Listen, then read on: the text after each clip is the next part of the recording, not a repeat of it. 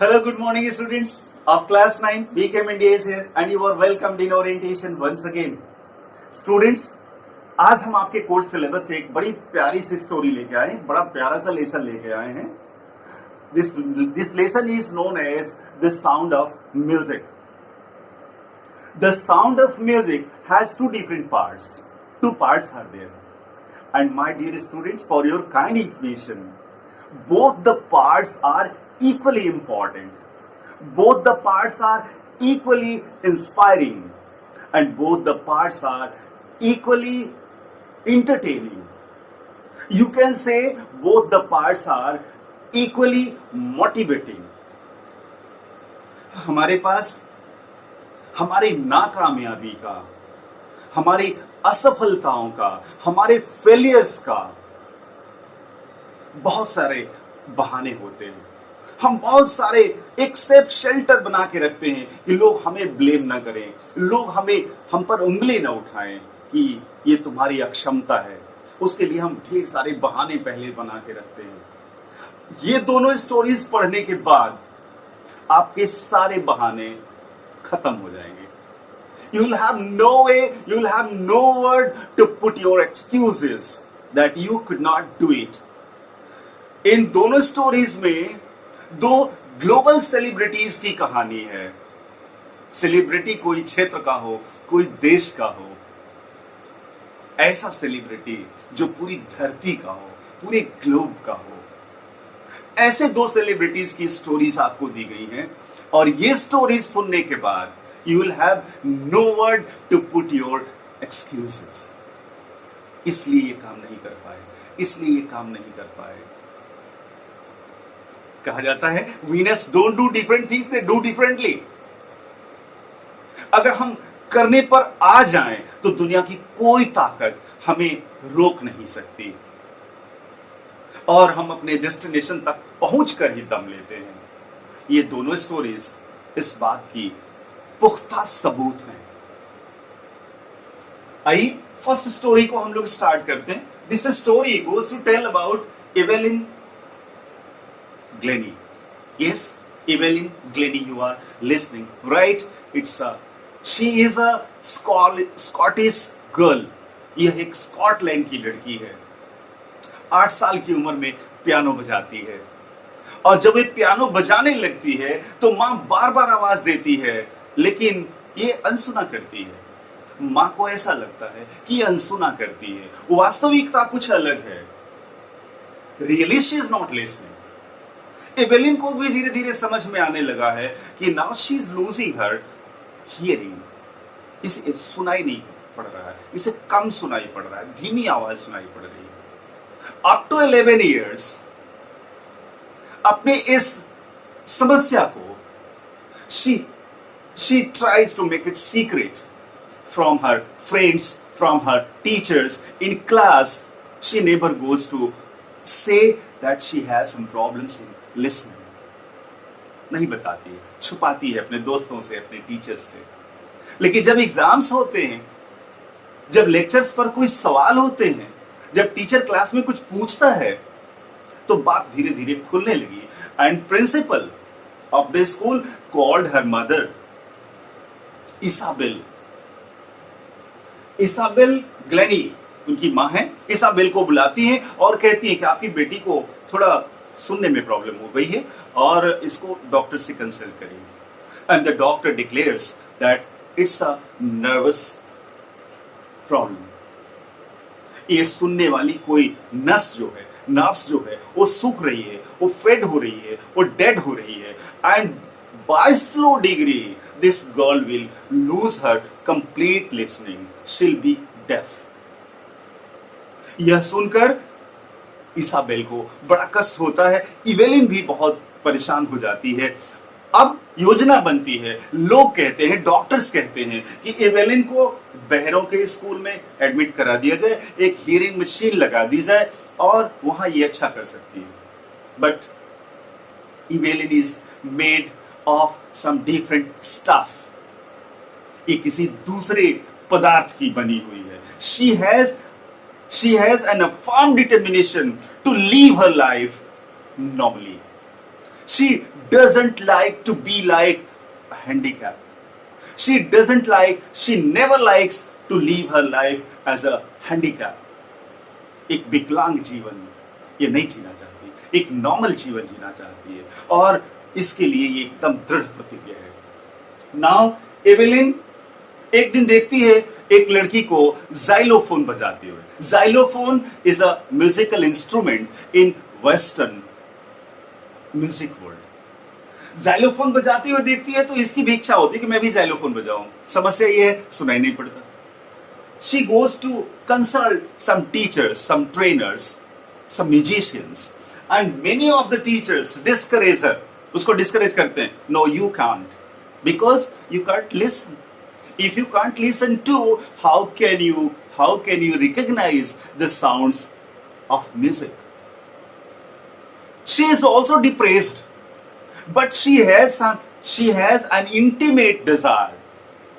एक अंदरूनी इच्छा है कि वो म्यूजिक सीखे, वो म्यूजिक की स्टूडेंट बने। और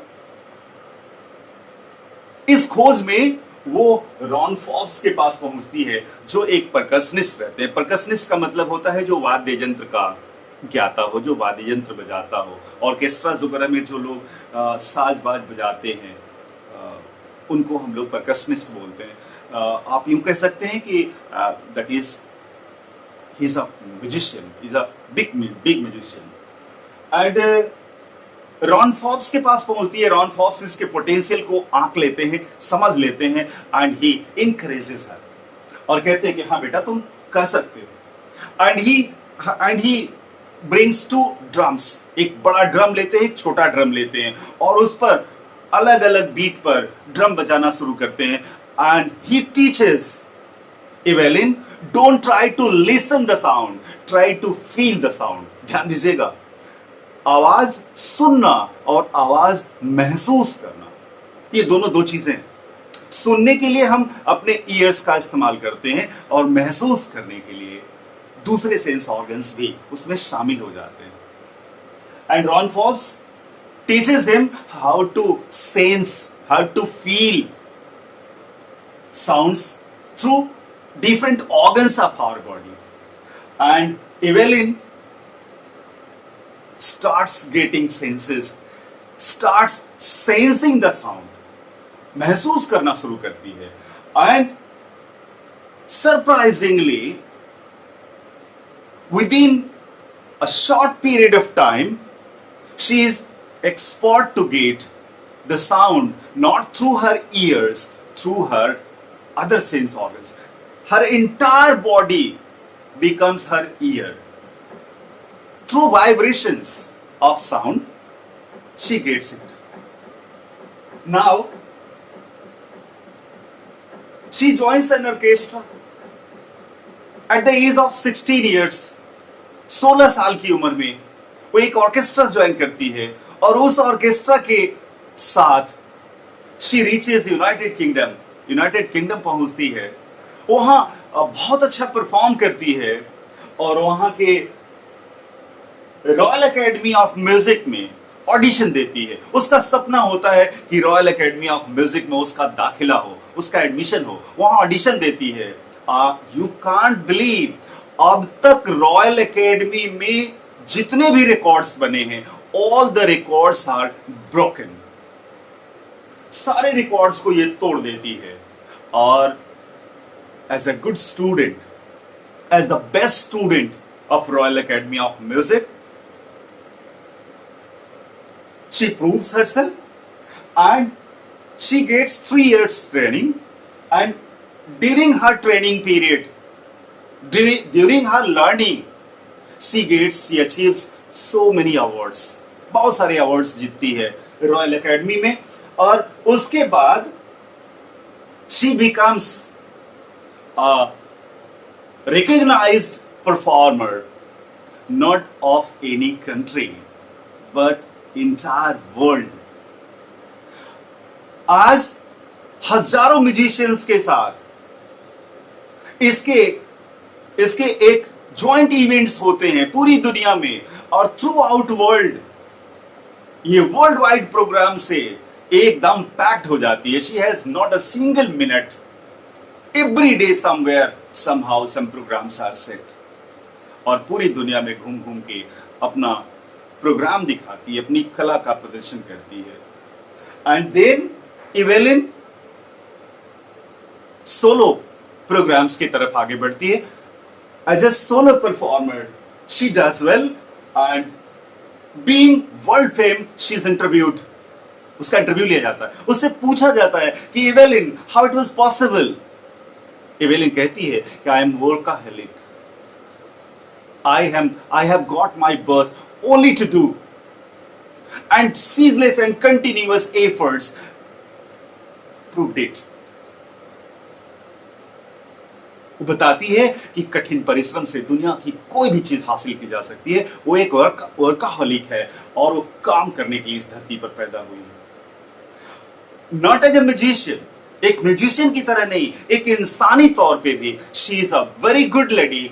और जेलों में, हॉस्पिटल्स में फ्री ऑफ कॉस्ट अपने प्रोग्राम्स देती है और बताती है, हंसी करती है, कहती है कि दुनिया में उसे सब खुशियां देते हैं सिवाय बुशी बियर्ड्स वाले थोड़ी सी परेशानी पैदा करते हैं.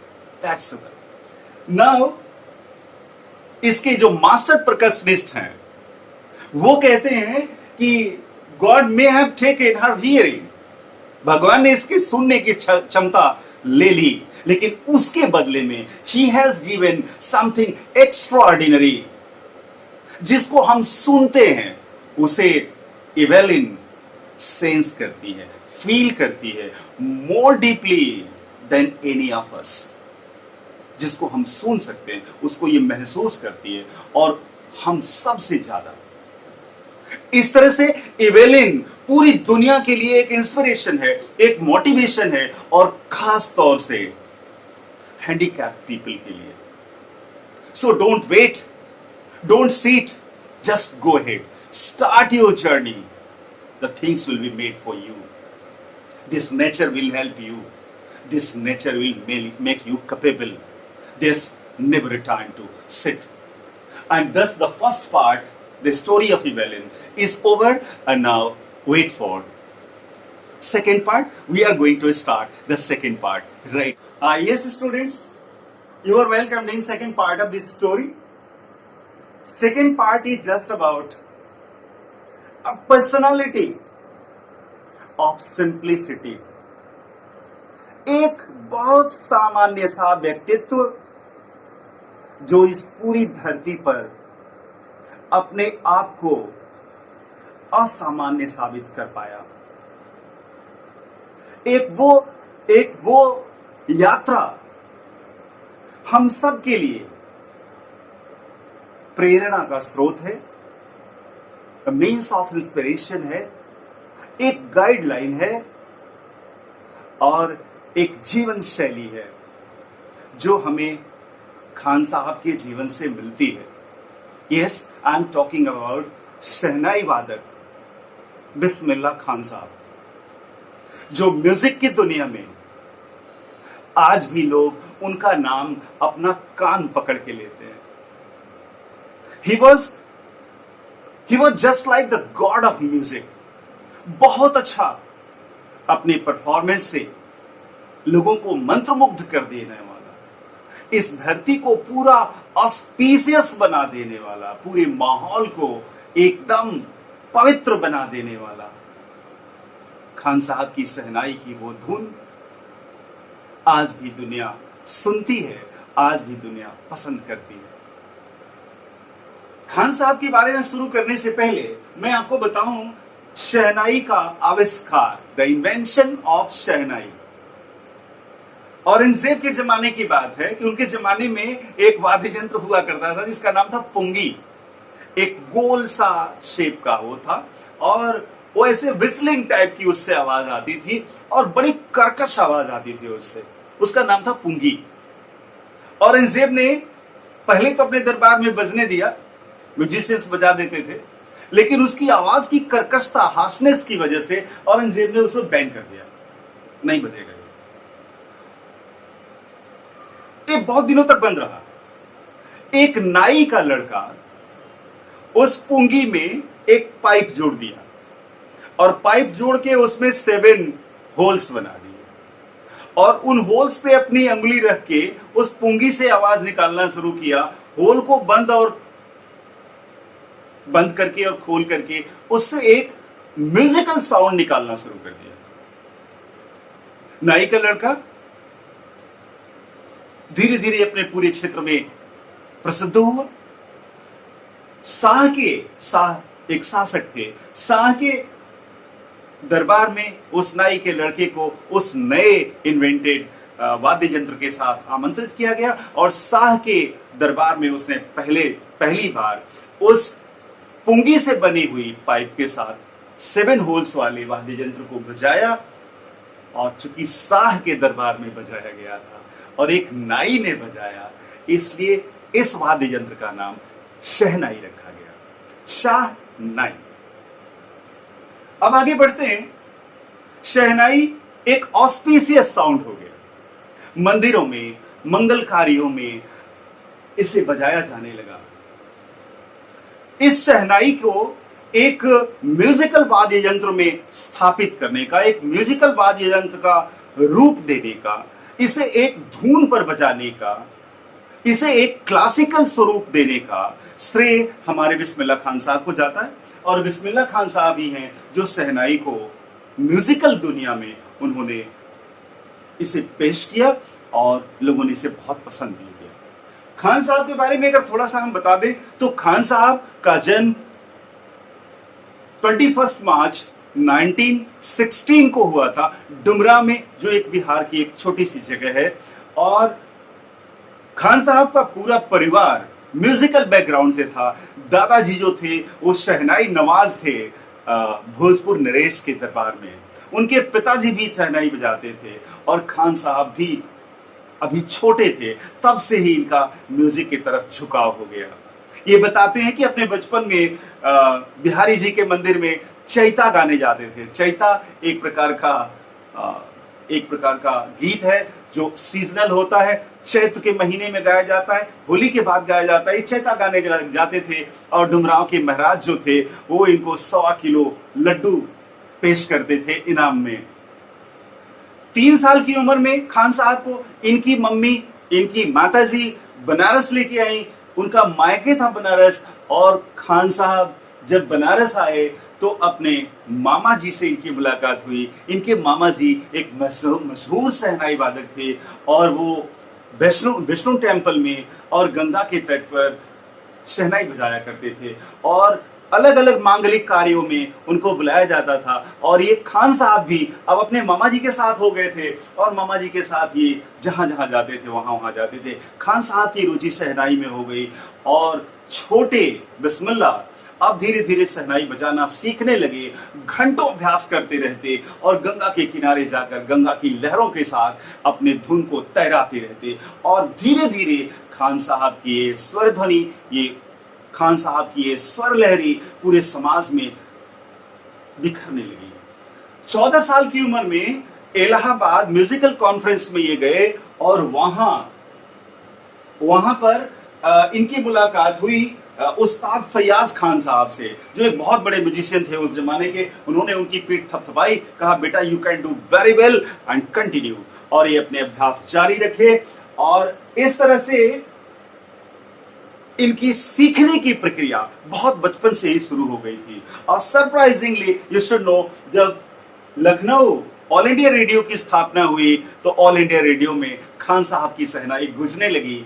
इसके बाद 15 अगस्त 1947 को 15 अगस्त 1947 को जब भारत आजाद हुआ और लाल किला से जवाहरलाल नेहरू ने जब झंडा फहराया देश की आजादी का, तो खान साहब की शहनाई वहां मौजूद थी और उसका माधुर्य पूरी दुनिया ने सुना। इसके बाद उस समय उन्होंने राग काफी गाया था, राग काफी बजाया था अपने इस शहनाई पर। इसके बाद वो अफगानिस्तान गए, उनकी पहली विदेश यात्रा थी अफगानिस्तान अपने इस म्यूजिकल इंस्ट्रूमेंट के साथ, और वहां जहीर खान साहब ने उनको प्राइसलेस पर्शियन कारपेट भेंट किया। इसके बाद विजय भट्ट साहब इंडिया के एक माने जाने प्रोड्यूसर हुआ करते थे। उन्होंने एक फिल्म बनाई जो फिल्म बहुत ही मशहूर हुई जिसका नाम है गूंज उठी शहनाई। और गूंज उठी शहनाई पूरी पूरे भारत में छा गई। और उसका एक गाना जो इनका कंपोजिशन था वो तो लोगों के जबान पर चढ़ गया और लोग इसे गुनगुनाते रहे। दिल का खिलौना हाय टूट गया, ये गाना इनका अपना कंपोजिशन था खान साहब का। इसके बाद खान साहब लिंकन हॉल यूएसए पहुंचे और यूएसए में तो हद ही हो गई। लोग इतने दीवाने हुए इनकी शहनाई के कि एक इनका शिष्य इनके पास आके कहा उस्ताद जी अब आपको इंडिया में जाने नहीं दूंगा, आपको यूएसए में रहना होगा और हम यूएसए के लोगों को शहनाई बजाना सिखाना चाहते हैं, इसके लिए एक इंस्टीट्यूशन खोलना चाहते हैं, आप जो कहेंगे वो होगा, मैं पूरा बनारस इस्टेब्लिश कर दूंगा यूएसए में, वहां के मंदिर मस्जिद और वहां की गलियां सब मैं आपके आसपास बना दूंगा। खान साहब मुस्कुराकर बोले मैं बिल्कुल यूएसए रह सकता हूं, सिर्फ मेरी एक दरख्वास्त है, वहां की गंगा ले आ दो, गंगा अगर पास रहेगी तो मैं रह सकता हूं। खान साहब की ये देशभक्ति, खान साहब का ये भारत की मिट्टी से लगाव अपने आप में स्मरणीय है, अपने आप में सीखने योग्य है। खान साहब इसके बाद तेहरान जाते हैं और तेहरान में तो हद ही हो जाती है। इनके नाम से वहां एक म्यूजिकल वर्ल्ड की स्थापना की जाती है, एक ऑडिटोरियम की स्थापना होती है और खान साहब बिस्मिल्लाह खान साहब के नाम से तेहरान का वो ऑडिटोरियम आज भी जिंदा है।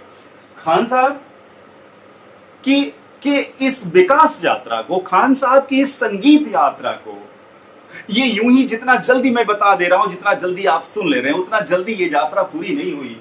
खान साहब को इस यात्रा में बहुत मशक्कत, बहुत मेहनत करनी पड़ी और नतीजा ये हुआ कि उनको पद्मश्री मिला, उनको पद्म भूषण मिला, फिर पद्म विभूषण भी मिला और फाइनली 2001 में the greatest Indian civilian award से उनको नवाजा गया, दैट इज भारत रत्न। जब भारत रत्न उनको दिया जा रहा था तो हाथ में वो भारत रत्न का तमगा लिए, वो खिताब लिए। उन्होंने अपने भाषण में कहा कि ए भारत के लोग, अपने बच्चों को संगीत सिखाओ, ये हमारे भारत का रिचेस्ट ट्रेडिशन है, ये करना चाहिए। एक और खास बात खान साहब कहते थे कि जब वो विदेशों में होते हैं तो इंडिया को मिस करते हैं, इंडिया उन्हें याद आता है, भारत की उन्हें याद आती है। और जब वो भारत के किसी कोने में होते हैं, मुंबई में होते हैं, चेन्नई में होते हैं, कहीं अगर भारत में कहीं और होते हैं तो उन्हें बनारस की याद आती है और बताते हैं कि जब बनारस में वो रहते हैं तो काशी विश्वनाथ मंदिर और गंगा के तट के बिना वो नहीं रह पाते। ये खान साहब शख्सियत हैं जिनसे हमें बहुत कुछ सीखने को मिलता है। एंड दस the detail about this greatest personality in music world I have explained, and thus this lesson goes to its end and I am also going to finish my lesson. Students, मुझे लगता है कि ये explanation आपको समझ आया होगा, आपको अच्छा लगेगा और आपको इस lesson को समझने में मदद मिलेगी। Thinking so, मैं आपसे एक रिक्वेस्ट करता हूं, अगर ये पसंद आया तो आप अपने दोस्तों में इसे बांटिए, इसे शेयर करिए और हाँ, अगर इस चैनल को आपने सब्सक्राइब नहीं किया है तो सर्टेनली यू शुड डू, ये आपके काम का चैनल है, just do it. Wishing you all the best.